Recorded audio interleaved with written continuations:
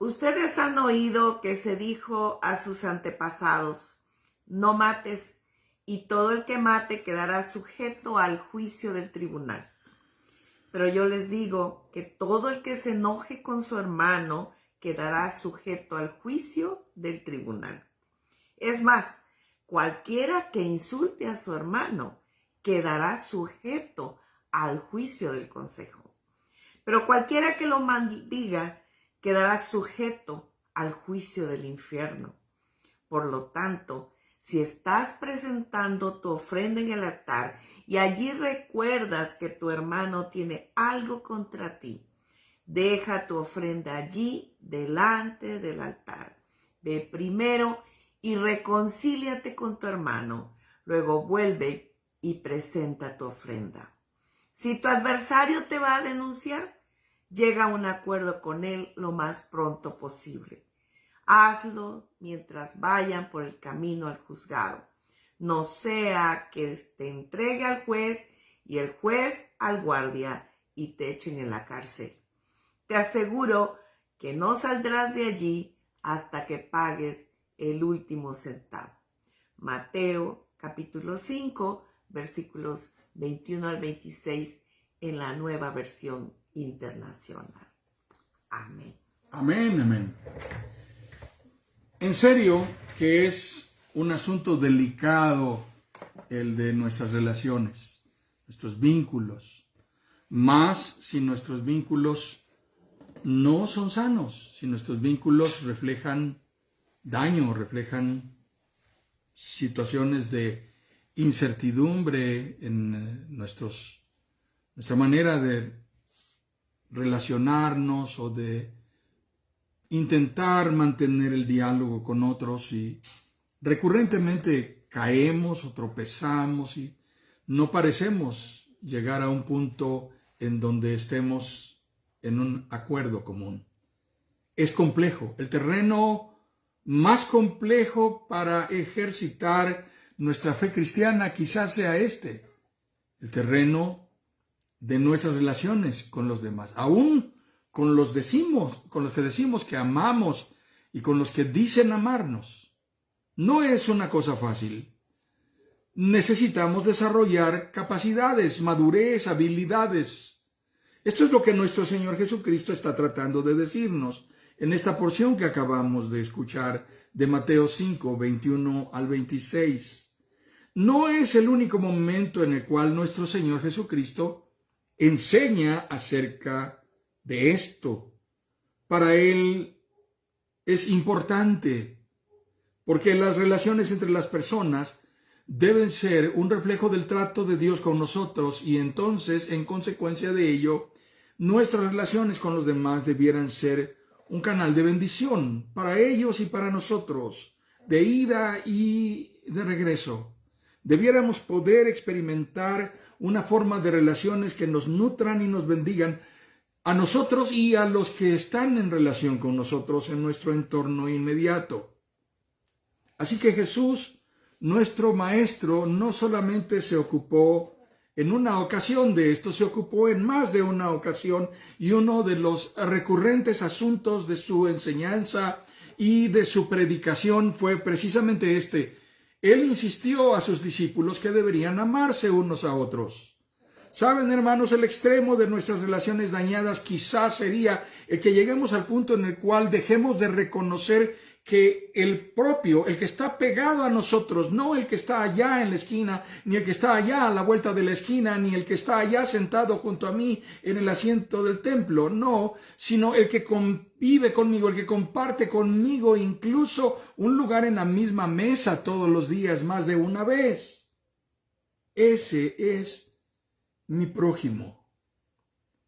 Cuando dejo de reconocer que ese al que tengo allí inmediatamente junto a mí es mi prójimo, estoy en problemas y él también está en problemas, y es una razón por la cual debiéramos poner atención a lo que nuestro Señor Jesucristo enseñó. Como dijimos hace tiempo al inicio, un par de sesiones anteriores, Esto no es un tema de recetas de cocina. Jesús no les está dando una fórmula mágica para ir y resolver los problemas. Lo que el Señor les está enseñando es a ser maduros, a reconocer la responsabilidad que les compete en aquello que no está funcionando bien y en asumirla. Asumir la responsabilidad, asumir las consecuencias de aquello que ha echado a perder nuestra relación con los que decimos amar. Esta es la parte más difícil. Así que este acto por lo tanto, si estás presentando tu ofrenda en el altar y allí recuerdas que tu hermano tiene algo contra ti, deja tu ofrenda allí delante del altar y ve primero, reconcíliate con tu hermano, luego vuelve y presenta tu ofrenda. Es algo que Jesús está enfatizando porque en ello se refleja el carácter y la naturaleza de un verdadero ciudadano del reino de Dios. Jesús ha dicho en el Evangelio de Mateo, en el capítulo 5, al inicio del Sermón de la Montaña. Este es el Sermón de la Montaña que resume las enseñanzas de Jesús. Algunos lo consideran como su sermón bacalario, el sermón que tiene que presentar como una especie de examen quien va a ser finalmente aprobado y doctorado como rabino. Así que era posiblemente el examen que Jesús presentaría para ser finalmente aprobado por el colegio de rabinos. Y en esta, que es su enseñanza fundamental acerca de la bienaventuranza de los ciudadanos del reino, nuestro Señor Jesucristo enseña que son bienaventurados los pacificadores. Hermanos, no hay bienaventuranza y no hay bendición, no hay privilegio, no hay dicha, no hay gozo que proviene de Dios, ni Dios va a prosperar a los provocadores. Dios no va a bendecir ni va a prosperar a los provocadores. Dios va a bendecir y va a reconocer como suyos a los pacificadores. Bienaventurados los pacificadores, dichosos aquellos que construyen la paz, aquellos que todos los días salen dispuestos a buscar la manera de que la paz sea restaurada.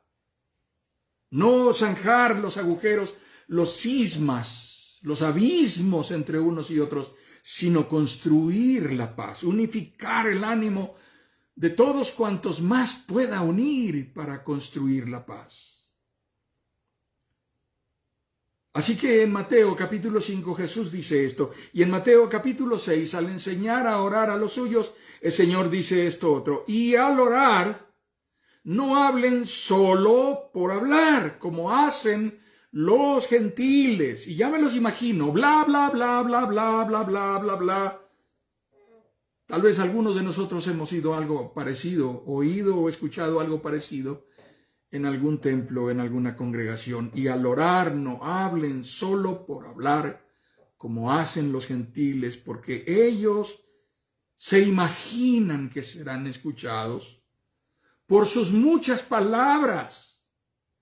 No sean como ellos, porque su Padre sabe lo que ustedes necesitan antes de que se lo pidan. Ustedes deben orar así. Padre nuestro que estás en el cielo, santificado sea tu nombre. Venga tu reino. Hágase tu voluntad en la tierra como en el cielo. Danos hoy nuestro pan cotidiano.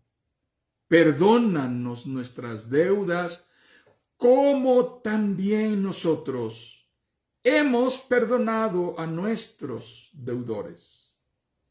Y no nos dejes caer en tentación, sino líbranos del maligno.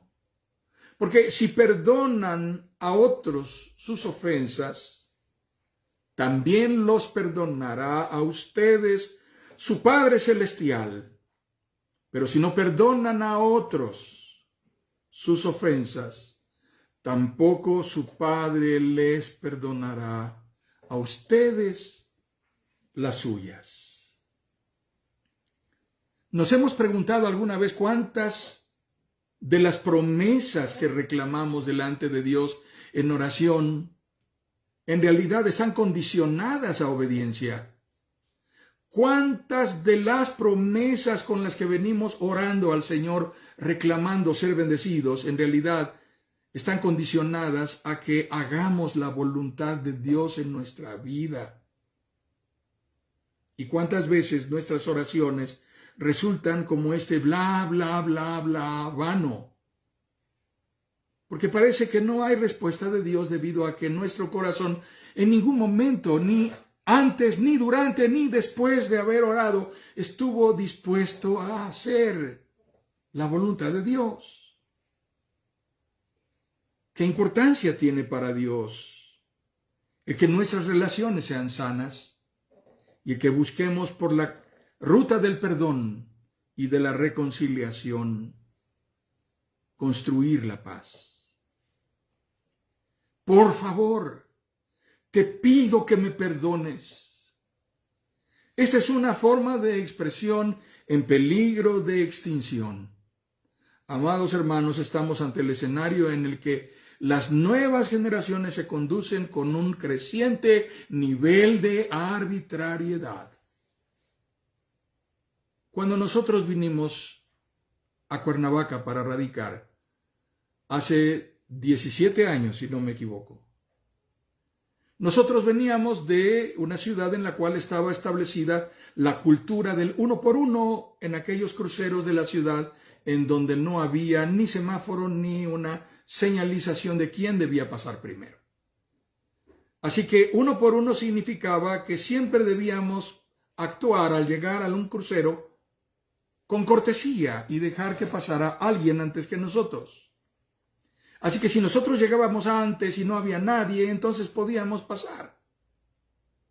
Pero si llegábamos a un crucero y coincidíamos en el mismo instante en que llegaba alguien más en la calle que estaba a un lado, a la derecha o a la izquierda, y la persona junto con nosotros esperaba pasar, lo que debíamos hacer era actuar con cortesía, uno por uno. Recientemente ha tomado posesión el nuevo alcalde en la ciudad, aquí en Cuernavaca.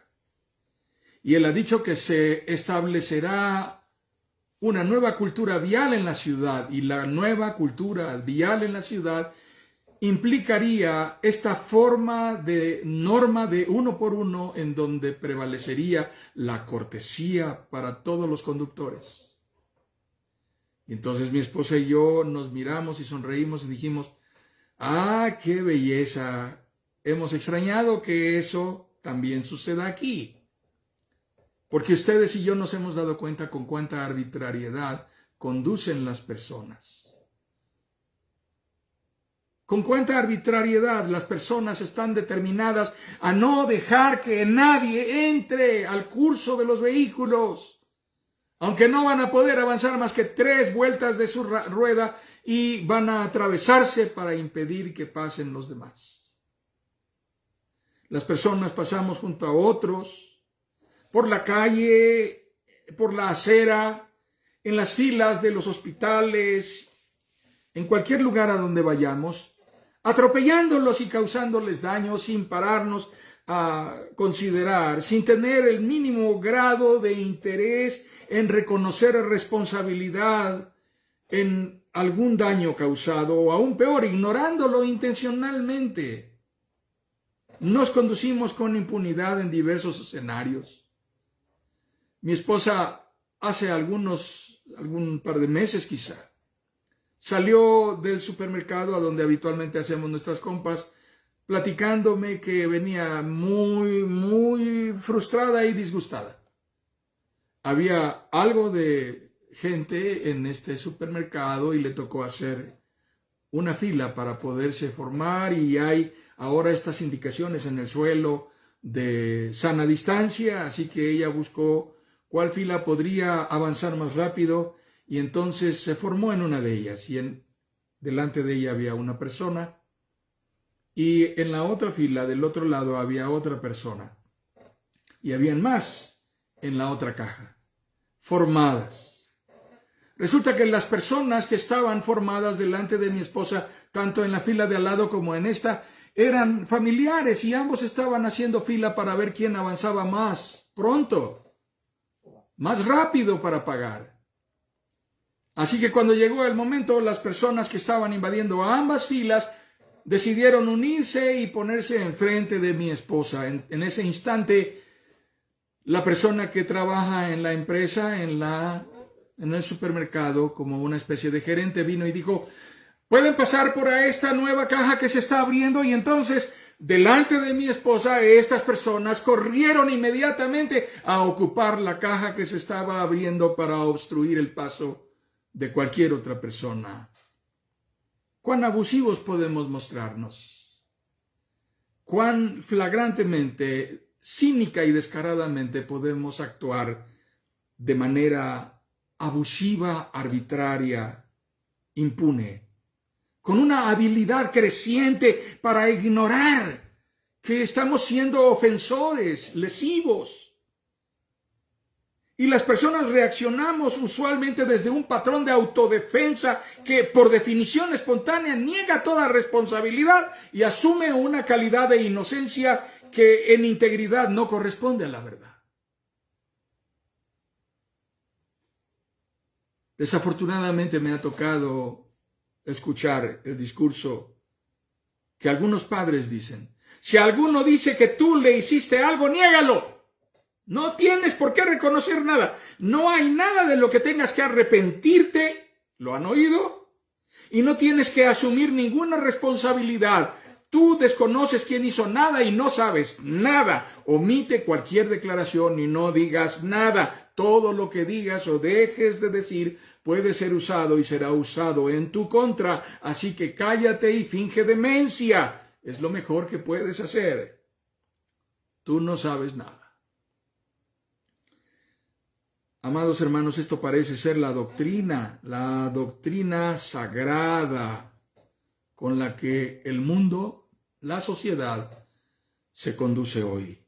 Cada vez más común entre los comportamientos de las personas que experimentan ruptura, separación, desintegración, desmembramiento, distanciamiento en sus vínculos, en sus relaciones, en sus estructuras de cercanía y de asociación afectiva. En verdad, es muy duro, es muy difícil. Me pregunto si ser cristiano influye de alguna manera. Me pregunto si ser un hijo de Dios debiera modificar nuestro comportamiento de alguna manera. Leí esta anécdota que parece una cosa sorprendente. En cierto lugar, un hombre se detuvo cuando la luz comenzó a cambiar, poniéndose amarilla en el semáforo. Así que detuvo su automóvil, ya no dio un paso más, no avanzó. En lugar de acelerar para aprovechar el amarillo y cruzar al otro lado y hacer que esto avance, él se detuvo, respetando la línea para que las personas que estaban caminando pudieran pasar. Detrás de él, una mujer comenzó a usar el claxon frenéticamente para demostrar su enojo y todavía sacó la mano por la ventanilla de su automóvil, señalando a aquel hombre y diciéndole que era un torpe, que por qué había hecho eso, y gritó algunas cosas que no vale la pena repetir. Sin darse cuenta, detrás de ella, un motociclista de policía que venía acompañado con otro policía más en otra motocicleta. Se acercó a ella caminando y le dijo: señora, ¿quiere bajarse por favor de su automóvil? La mujer tuvo que bajarse, fue esposada y llevada detenida a la comandancia. Permaneció detenida por un rato allí. Y cuando finalmente el policía vino a la celda en donde ella estaba detenida, le dijo: señora, usted puede irse. Y quiero decirle por qué la detuve realmente. En su automóvil venía detrás adherido un pequeño pescadito que es el símbolo de cristianos. En el otro extremo de su cajuela venía una calcomanía que decía Shalom. Colgando aquí en medio, en su espejo retrovisor, usted traía un llaverito que traía una cruz y el nombre de Jesús. Así que cuando yo observé esto, definitivamente llegué a la conclusión de que el automóvil era robado.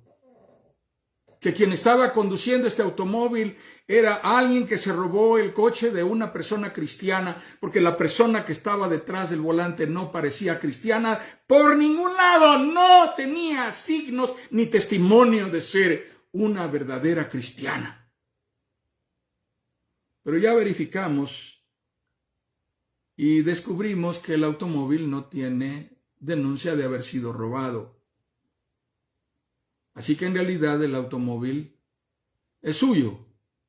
Ya comprobamos que está a su nombre. Pero entonces es posible que usted no sea una verdadera cristiana. ¿Cuánto mide nuestra capacidad para construir la paz? Nuestro testimonio como hijos de Dios.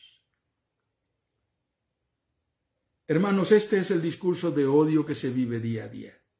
Pero el Espíritu de Dios nos confronta y nos redarguye con la palabra de Dios.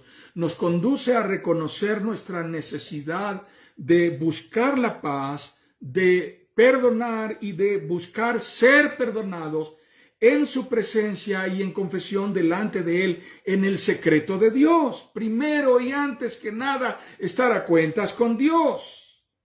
Sin embargo, la necesidad de ser perdonados no es exclusiva de quienes se expresan fácilmente respecto de sus errores, sino también, y cuanto más, en quienes niegan necesitar ser perdonados.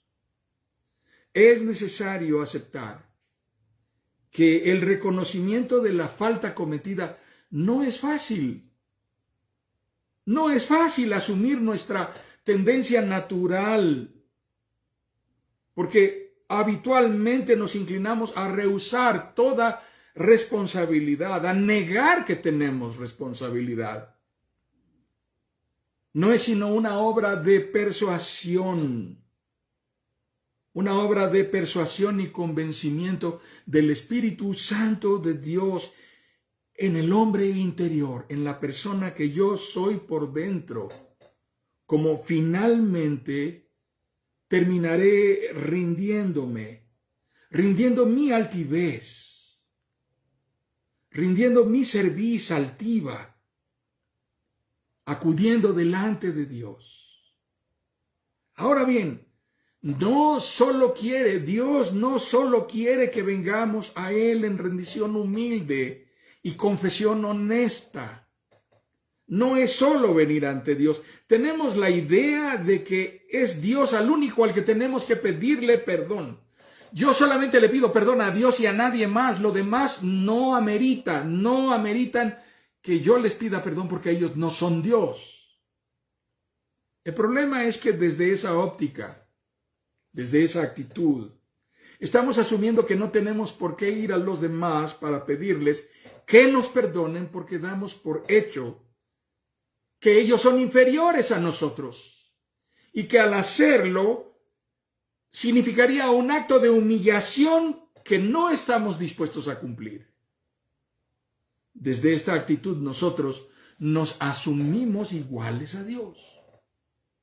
Yo hablo con Dios de tú y es a Él a quien le pido perdón y a veces le pido permiso, pero no tengo por qué venir delante de nadie más para pedirle que me perdone. Pero eso no es lo que enseña el Evangelio, eso no es lo que enseña Jesús. Él nos pide que vayamos al hermano que ofendimos y asumamos la responsabilidad de nuestros actos con integridad y mansedumbre. Y sucede que al obedecerlo a Él, no estamos buscando dar una satisfacción a quien agraviamos, sino estamos buscando honrar a Dios con obediencia. Estamos haciendo la voluntad de Dios.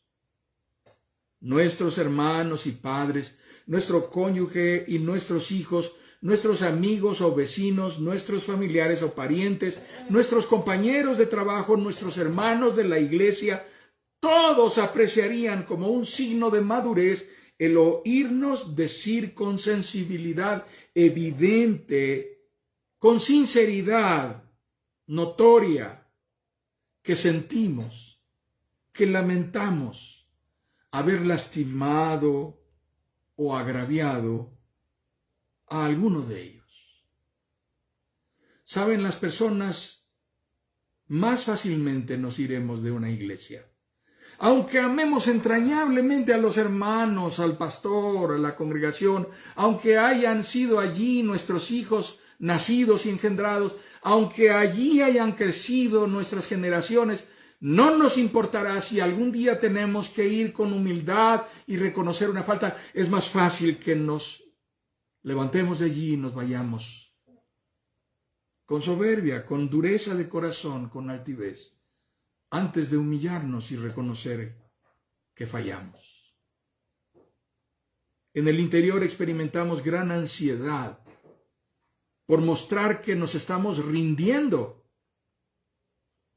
delante de otros, en una situación de riña, en una situación de diferencia seria, en una confrontación grave con alguien a quien debiéramos considerar propio nuestro, alguien cercano, alguien íntimo. Pero ni aún así estaríamos dispuestos a rendirnos y reconocer que hemos lastimado a otros. Recuerdo la anécdota que escuché a un pastor contar. Él había sido pastor por generaciones en una iglesia donde permaneció hasta comenzar a ver cómo uno y otro iban muriendo los más ancianos y él mismo se hacía viejo. Sucedió entonces que en esa iglesia por décadas habían pertenecido dos hermanas que desde cierta etapa de su vida se habían distanciado. Ahora ambas eran mujeres solas, eran mujeres sin familia, pero estaban contrariadas la una con la otra. Muy, muy enojadas. Tenían décadas de no hablarse. En el templo se congregaban, nunca faltaban el domingo, pero una se sentaba en un extremo del templo y la otra en el otro extremo para no coincidir a la hora de salir, de manera que nunca se daban la cara. Y un día el pastor vio en una visita pastoral a una de ellas que había sido hospitalizada grave por un problema cardíaco. Y en la oportunidad que el pastor dijo, después de haberle preguntado al médico si no estaba tan grave como para escuchar alguna cosa un poco dura, el doctor le dijo, no, puede hablar con ella, con libertad. Adelante, pastor. Así que el pastor fue y con un tono amable, en la forma más mansa que pudo, le sugirió una vez más, hermana, restaure su relación con su hermana. Reconcíliese con su hermana, por favor. Puedo hablarle, puedo traerla yo personalmente, puedo estar aquí con ustedes en ese momento. La mujer levantó la ceja y endureció su rostro, aún estando conectada al oxígeno y hospitalizada, y le dijo al pastor, moviendo la cabeza, está bien. No le dijo sí, le dijo está bien, o sea, hágalo, tráigala. Así que el pastor tuvo algo de optimismo, buen ánimo y fue por su hermana. La trajo y entró con ella. Y la mujer hospitalizada fue la primera que tomó la palabra. Y con dureza saludó a la hermana antes de que atravesara la puerta. ¿Ya llegaste? Y no mostró mayor amabilidad. y la hermana parecía venir en un buen ánimo, pero la mujer enferma no la dejó hablar. ¿Es posible que yo me muera? ¿Ya lo sabías? Ya te lo dijeron. Pues bueno, el pastor me ha estado insistiendo y creo que está bien. Vamos a hacer esto y vamos a hacerlo rápido. Quiero que sepas de una vez por todas que si me muero, todo está arreglado. Puedes olvidarte de todo. Estamos en paz. Pero también quiero que sepas que si no me muero, todo queda igual, como siempre. Así que el pastor agachó la cabeza y volvió a sentir la misma frustración de tantas veces. Actuamos bajo un mecanismo de defensa que nos convierte en personas inaccesibles, enfundadas en una actitud altiva y arrogante, mostrándonos llenos de orgullo, de soberbia, de dureza, enseñando lo peor de nosotros mismos. Y habitualmente nos sentimos justificados porque creemos que nuestra dignidad ha sido lesionada y eso no puede quedar así. No es fácil reconocer la línea que establece la frontera entre la dignidad herida y el orgullo lastimado. Dignidad herida, orgullo lastimado. Tengamos presente esto, hermanos. Es algo con la iglesia lo hemos tratado más de una vez. Quiero insistir en esto. Es algo acerca de lo cual hemos explicado, hemos compartido enseñanza. Nuestra dignidad es un regalo recibido por la gracia de Dios. La dignidad y el orgullo no son la misma cosa. No nos confundamos. Él nos hizo lo que somos. Nos preserva en esa condición de privilegio, aun a pesar de nuestra naturaleza caída. Por lo tanto, esa dignidad que hemos recibido de Dios es algo que no nos puede ser quitado. Aun cuando fuésemos lapidados por causa de nuestra fe en Jesucristo, aun cuando fuésemos escupidos, vituperados y humillados al extremo, como lo fue nuestro Señor y nuestro Salvador. Nadie puede quitarnos esa dignidad. Es algo que no nos puede ser quitado jamás. Así que definitivamente, sí es posible que una dignidad herida se muestre en un corazón contristado, en un corazón sin intención o sin afán de desquite y de revancha, pero triste. Ahora bien, el orgullo, por el contrario, tiene un gatillo poderoso que detona nuestra derrota. Cuando nuestra dignidad no es la que está siendo el motor de nuestra reacción. Nuestra dignidad de hijos de Dios nos hace reaccionar como hijos de Dios.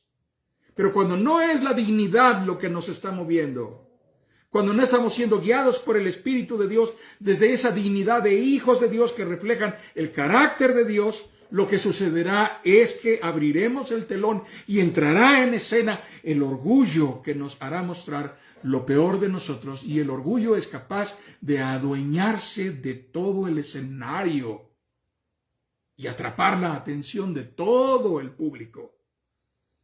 Así que ahora hablamos de manera serena de esto.